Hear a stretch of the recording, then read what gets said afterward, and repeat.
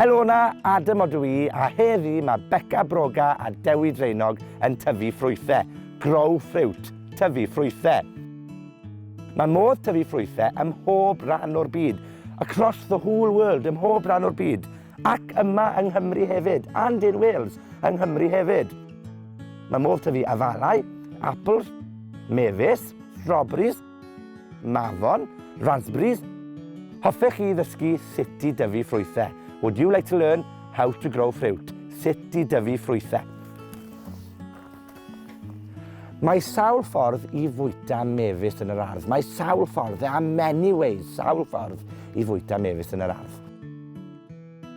Mae Dewi Dreinog a Beca Broga wrth eu bodd, they enjoy. Maen nhw wrth eu bodd yn bwyta mefus yn syth o'r ardd fel hyn. Blasus. Mae modd defnyddio mefus, we can use strawberries, mae modd defnyddio mefus i greu jam ar gyfer tost neu frechdannau, sandwiches, brechdannau.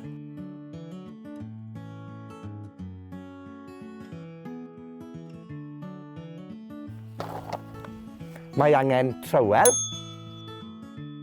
can dŵr, pridd, ac wrth gwrs, planhigion mefus, strawberry plants, planhigion mefus. Yn gyntaf, gwnewch dwll, create a hole, gyda'r trywel. Gwnewch dwll, create a hole, gwnewch dwll tua 1 maint, the same size, 1 maint ar botyn. Ac yna, rowch y planhigyn i mewn i'r twll. Place the plant in the hole. Rowch y planhigyn i mewn i'r twll a'i gwtio mewn yn dda. Gwtio it in well.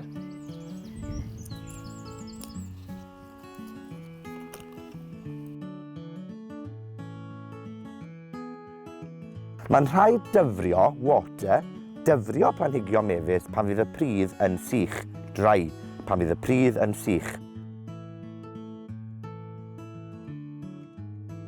Gwthiwch flaen eich bys i mewn i'r pridd. Push the tip of your finger into the soil. Os bydd y bys yn lan, clean, mae angen dŵr ar y planhigion. It needs water. Mae malwod ac adar wrth eu bodd, they enjoy wrth eu bodd yn bwyta planhigion mefus.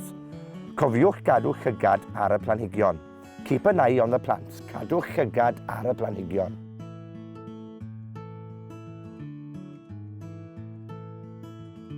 Ar ôl i'r mefus troi'n goch, maen nhw'n barod ready. Maen nhw'n barod i'w bwyta.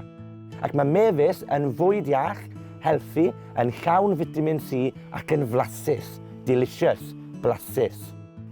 Pob hwyl a joiwch y garddio.